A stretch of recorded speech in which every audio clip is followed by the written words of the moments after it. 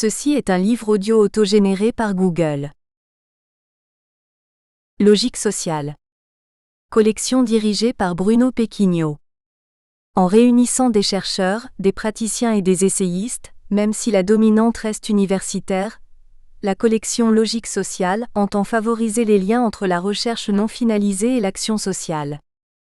En laissant toute liberté théorique aux auteurs, elle cherche à promouvoir les recherches qui partent d'un terrain, d'une enquête ou d'une expérience qui augmente la connaissance empirique des phénomènes sociaux ou qui propose une innovation méthodologique ou théorique, voire une réévaluation de méthodes ou de systèmes conceptuels classiques. Dernière parution. Jacqueline Deguisel Leroy, Eric Letontur, Sylvie Pfeliger, Bernard Valade, dire La générosité 2013. Stéphania Pontrandolfo, La dissolution identitaire d'une communauté rome. Ethnographie d'une disparition 2013. Yang Xiaomin et Zheng Liwa, Culture et Management 2013. Suzy Gut dire Sol Alinsky, Conflit et démocratie locale 2013. Yamina Mesiani et Pierre Vendassi, Coord. Vocation sociologue, les politiques à l'épreuve des sociologues 2013. Leila Jeolas, Hagenkaordes, Risquer sa vie pour une course. Parcours de vie d'une jeunesse brésilienne accro aux courses illégales de voitures et de motos, 2013. Rachida Bouiss, collégienne en quête de beauté, 2013. Alexis Ferrand, La formation de groupes de jeunes en milieu urbain. Pratiques spatiales et rapports sociaux, 2013. Servet ERTUL, Jean-Philippe Melchior, Éric Widmer, Travail, santé, éducation. Individualisation des parcours sociaux et inégalités, 2013. Pascal Vallet, Les dessinateurs. Regard ethnographique sur le travail de dessinateurs dans des ateliers de nu, 2013. Yannick Brunpicard, Géographie d'interface. Forme de l'interface humanité-espace terrestre, 2013. Lucie Goussard et Laetitia Sibaudemdir, La rationalisation dans tous ses états, usage du concept et débat en sciences sociales 2013. Introduction. Le présent toujours pose des questions à l'histoire, non qu'elle détienne la réponse, mais elle peut moins fournir des instruments de compréhension. Michel Perrault. Dire l'histoire des femmes aujourd'hui, c'est préparer filles et garçons, hommes et femmes, à la construction d'une citoyenneté partagée.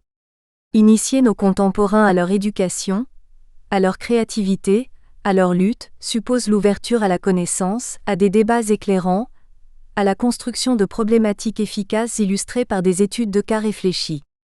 En somme, une pédagogie rationnelle et sensible de leur vitalité complémentaire. De quoi héritons-nous ? Les femmes sont-elles autant invisibles dans le temps et l'histoire que les représentations collectives l'incitent à penser ? Quelles traces des transmissions éducatives et socioculturelles laissent-elles ? Comment construisent-elles leur identité ?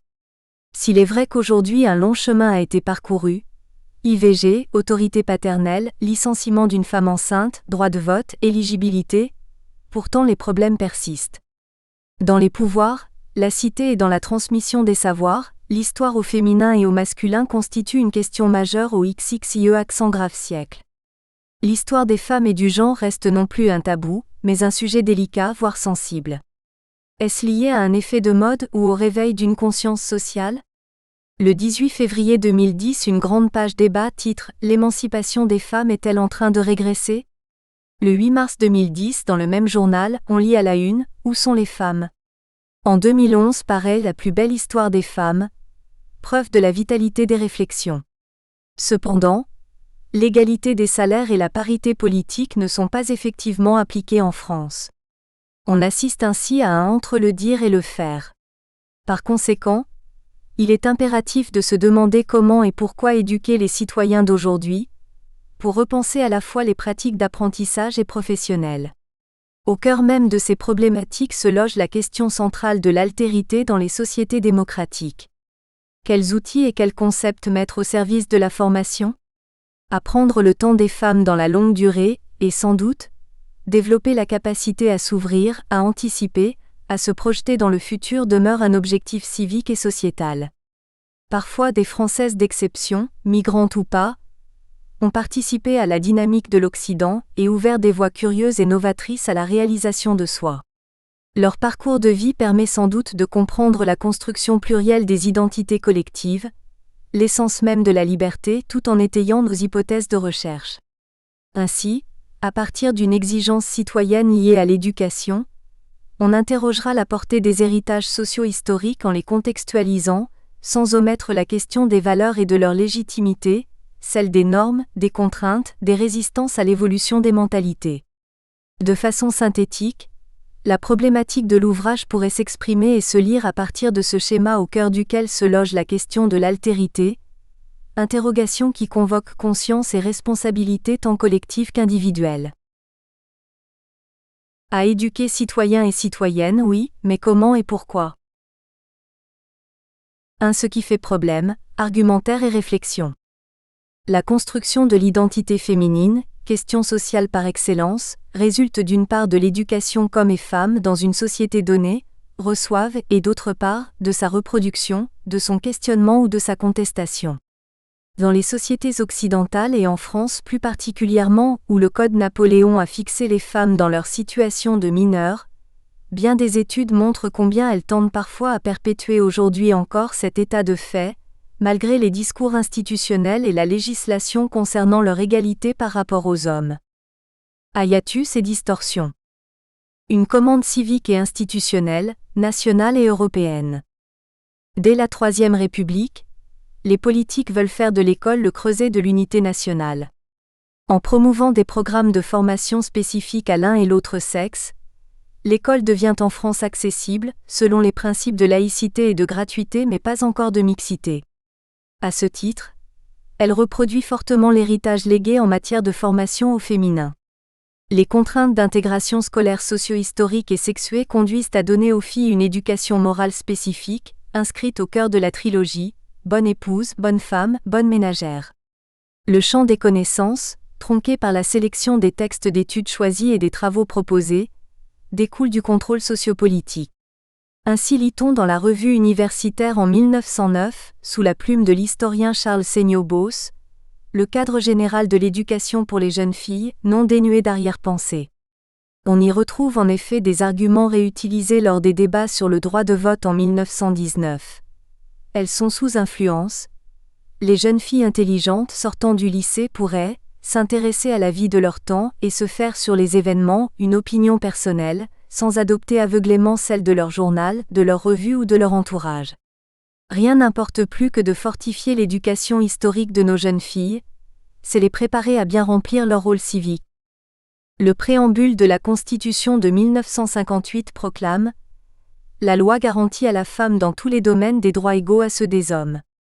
Depuis la fin du XXe siècle et actuellement, des mouvements intellectuels, médiatiques, pluriels agissent, tant au plan européen que national, tant au plan des régions qu'à celui des institutions. Un programme d'action communautaire européen pour l'égalité des chances entre les femmes et les hommes soumet des objectifs ciblés, à développer dans le cadre de l'Union et dans ses États membres. Mobiliser autour de l'égalité des chances les acteurs de la vie économique et sociale. Promouvoir l'égalité des chances dans une économie en mutation. Stimuler une politique de conciliation entre la vie familiale et la vie professionnelle pour les femmes et les hommes. Favoriser une participation des femmes et des hommes dans la prise de décision. Renforcer les conditions d'exercice des droits à l'égalité. Soutenir la mise en œuvre, le suivi et l'évaluation des actions menées pour atteindre les objectifs susmentionnés. Cette commande s'est traduite par la publication d'outils mis en ligne en 2007 et une intervention de Michel Perrault en 2008 au Conseil européen. Preuve est faite de l'existence d'une dynamique susceptible de modérer, si ce n'est de supprimer, la reproduction des mentalités en matière de conditionnement sexué. En France, le ministère de l'Éducation nationale engage, dès 1997, une mission sur la représentation des hommes et des femmes dans les livres scolaires, qui conduit à un rapport au Premier ministre et livre les constats suivants. Dans les manuels d'aujourd'hui, on relève dans le cadre des rapports de domination des groupes sexués que l'image donnée de la femme ne permet pas à la jeune fille de trouver des modèles positifs d'identification. Elle n'y trouve la plupart du temps que des modèles de mère, d'épouse et de ménagère. Ce premier rapport, signé Annette Viviorca, est suivi d'un second remis au Conseil économique et social en 2003 qui confirme le premier. Il apparaît que, par exemple, l'analyse de ces livres à partir des modèles et des représentations iconographiques sexuées proposées de l'école primaire au lycée renvoie la question de la soumission au poids de la tradition. Comme le montrent les 2 tableaux réalisés à partir d'une étude des 3 manuels de seconde, 2010, produits par 3 éditeurs largement diffusés, elles apparaissent encore minorées, singulières, abordées sur le plan de l'exception. On peut relever, à la présentation de ces ouvrages reprenant les schémas anciens tant sur le plan du niveau du fond que la forme, qu'elles ne s'insèrent pas dans le récit historique proposé aux élèves, si ce n'est qu'en complément et annexe. Les auteurs largement masculins leur accordent une place d'éternel mineur, en conformité avec la conception aristotélicienne en ce début de XXIe siècle. Quand un volume équilibre la part des auteurs masculins et féminins, 6/12, autour d'un directeur de collection, il reste cependant dans la plus grande conformité quant au contenu proposé. Ainsi ce livre de première, édité par Hachette en 2011, qui plus est consacré à la période contemporaine. Il prévoit dans chacun des 13 chapitres une rubrique sur 2 pages en vis-à-vis intitulée « 2 acteurs de l'histoire ». Volonté très louable de rendre visibles ceux qui agissent dans la cité, en écho au retour des acteurs dans l'appréhension du récit historique. Seulement, sur 26 parcours de vie, une seule femme, Simone Veil, se voit reconnaître ce titre aux côtés de Léon Blum.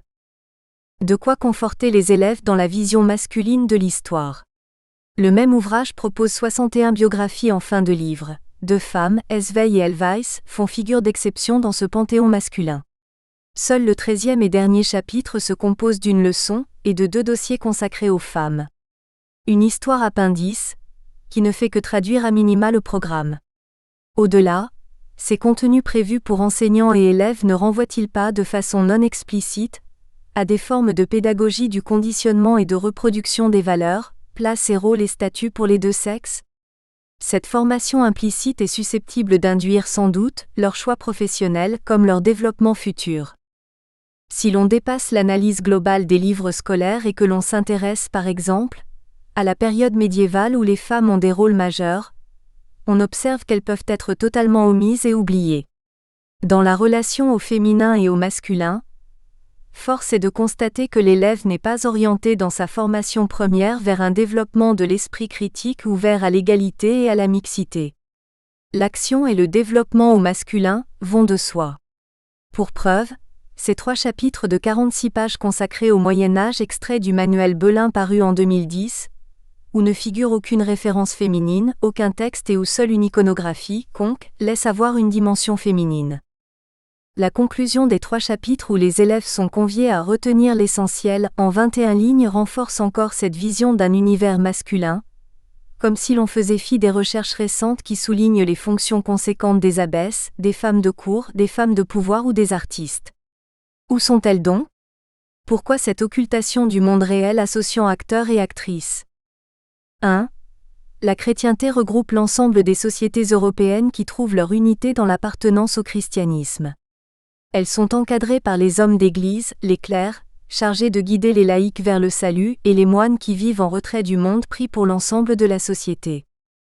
La chrétienté est présentée ici sous un mode masculin. 2. L'homme du Moyen-Âge vit dans un environnement christianisé. Sa vie religieuse s'inscrit principalement dans le cadre de la paroisse où il reçoit les sacrements et où il assiste à la messe dominicale. 3. Christianisation. Retenir l'essentiel sur la chrétienté médiévale, 21 lignes Belin 2010 page 109. Cette présentation est d'autant plus regrettable que les programmes pour la classe de 5e indiquent qu'il convient de souligner la place notable des femmes dans le monde religieux médiéval. Le rapport au Premier ministre cité plus haut s'achève sur des recommandations liées à la problématique d'accompagnement des programmes.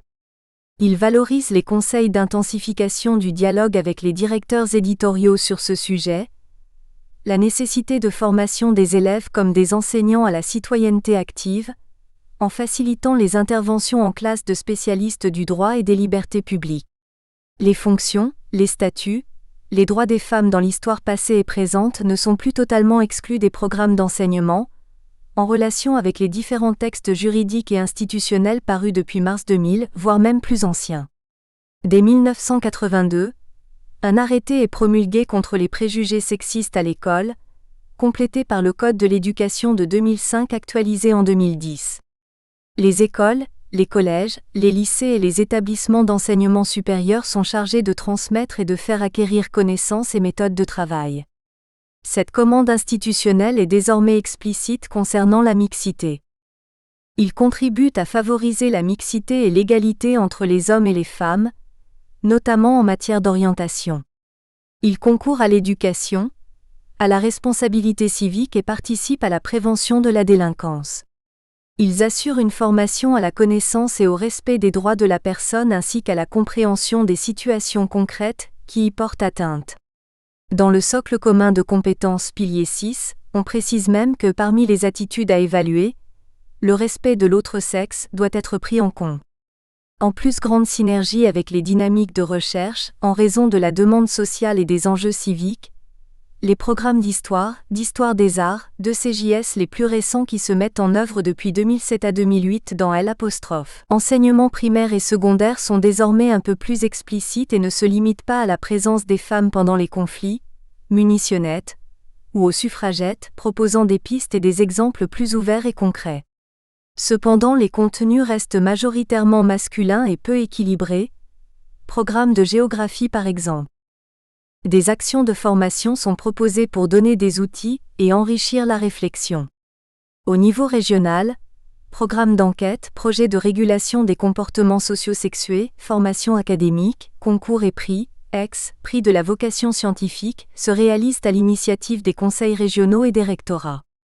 Les délégations régionales aux droits des femmes, les associations multiplient les initiatives en relation avec l'université et mettent en ligne des propositions pratiques.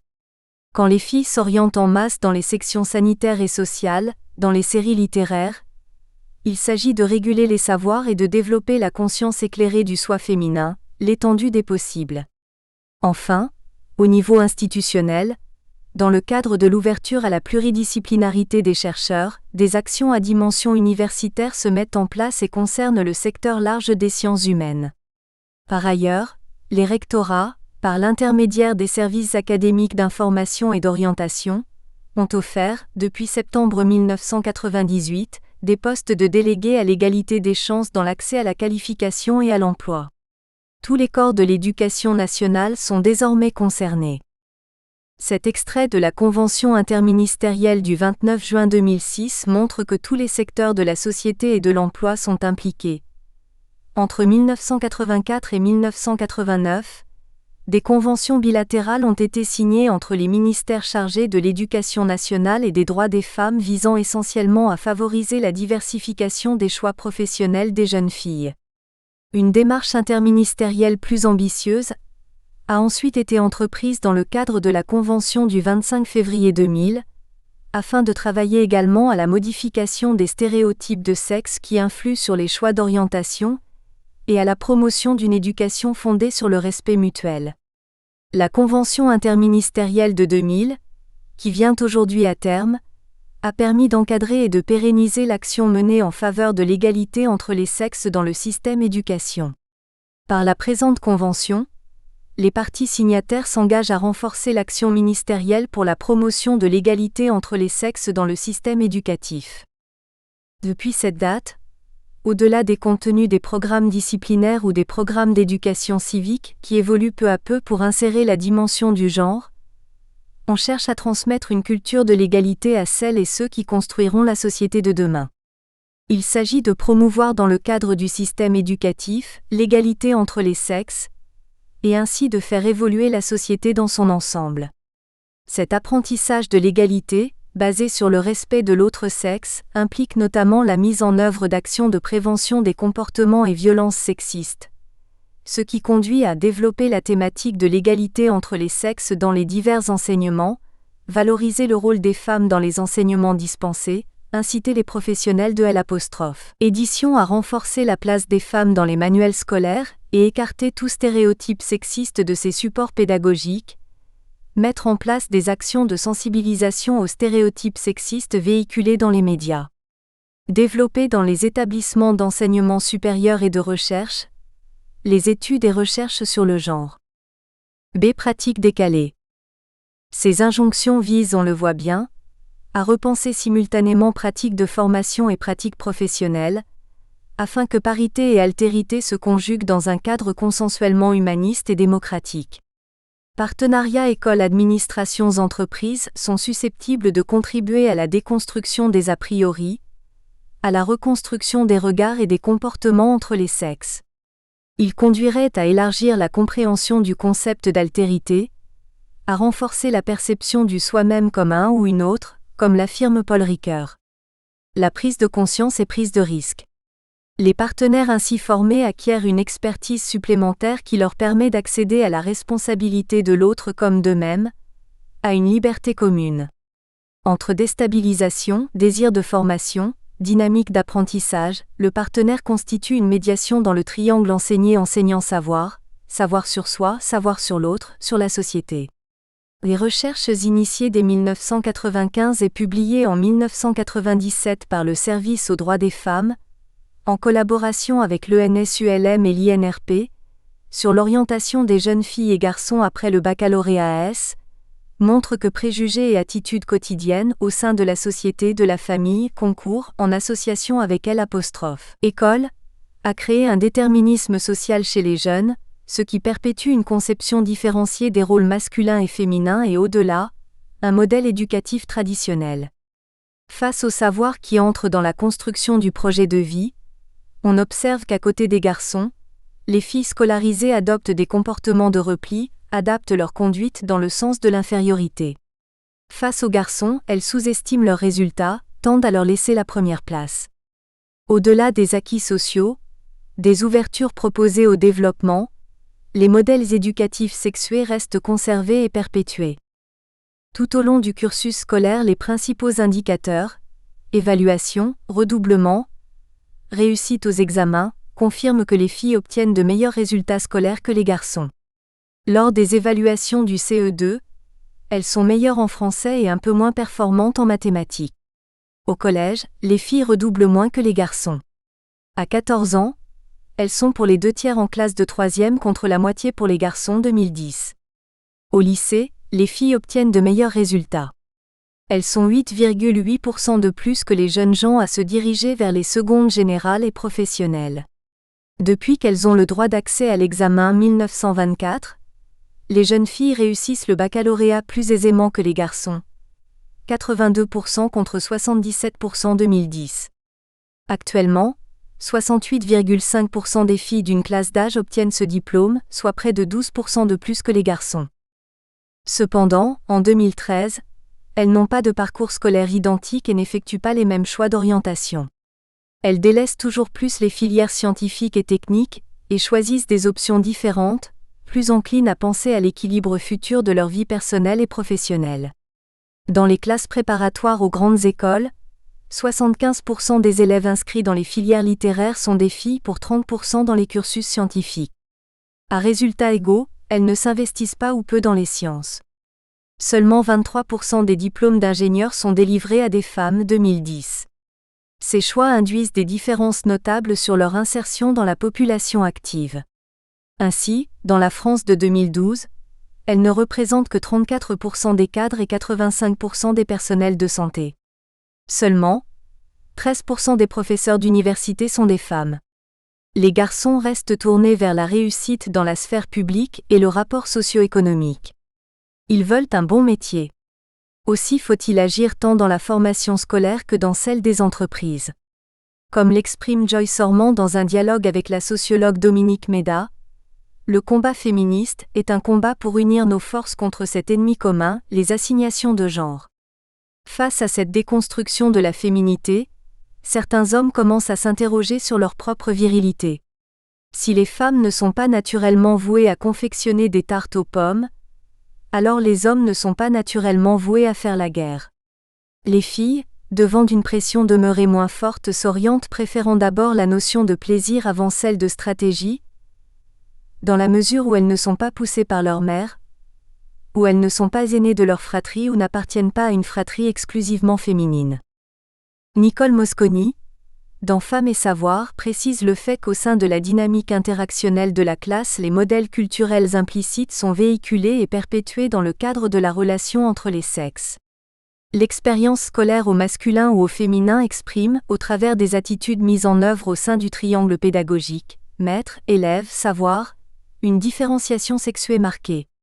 Les adolescentes ressentent la moindre attention des enseignants ES, ainsi que la place prédominante laissée aux garçons, prise de parole.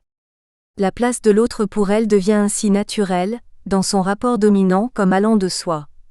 Les filles aujourd'hui retrouvent, au sein de la mixité scolaire du début du XXe siècle et du XXIe accent grave, la place traditionnelle qui demeure, selon le mot de Colette, en deçà de l'homme. Leur projet de soi, tourné vers la sphère publique, les oriente vers les métiers de proximité, vers cette culture du souci de l'autre relevée par Véronique Naum-Grapp. Assistance, enseignement, professions orientées vers le domaine social ou humanitaire les attirent tandis que les garçons valorisent les professions d'ingénieurs, de chercheurs. La réussite féminine est d'autant plus valorisée par les garçons que les filles n'entrent pas en concurrence directe avec eux, qu'elles accepteront la position dominante, voire dominatrice de ceux-ci. On comprend comment leur conscience de soi, entre attentes socio-éducatives, déterminismes familiaux et représentation des attentes des garçons, peut s'établir, se reconduire. Très tôt, elles sont conscientes que la carrière, si elle semble nécessaire, s'intègre à l'idée de réalisation de soi, doit se conjuguer avec la vie de couple et la vie familiale.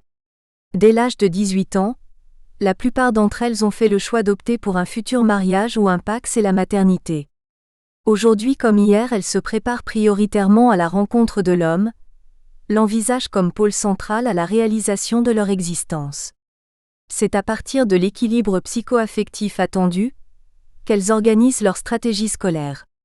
Ces projections entre attentes collectives, rêves individuels attachés à une certaine permanence des identités sexuées, les conduisent à l'autodiscrimination de certaines filières du savoir, perçues comme concurrentielles ou conduisant à des investissements de soi trop prenants.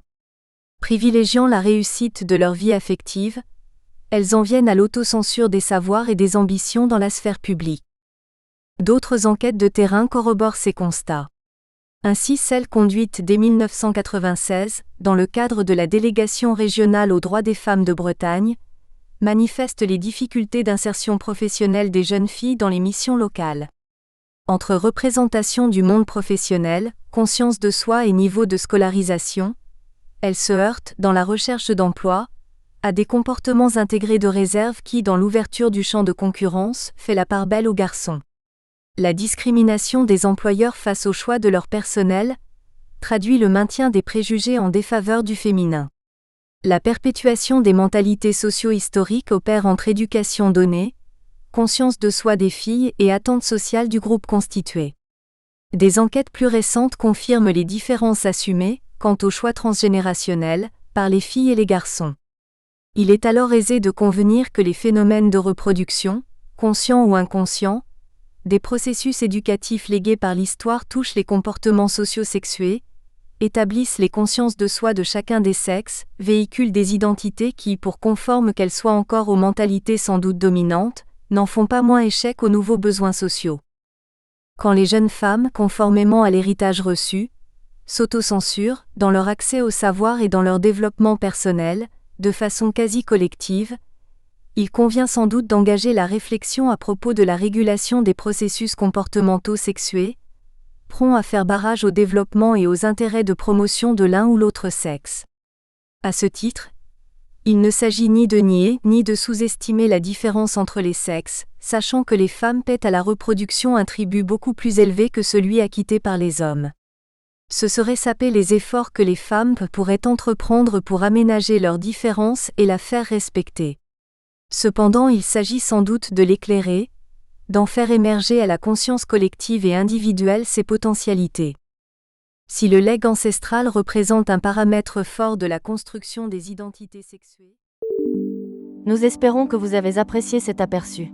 Pour continuer à écouter ce livre audio sur Google Play Livres, utilisez le lien dans la description de la vidéo.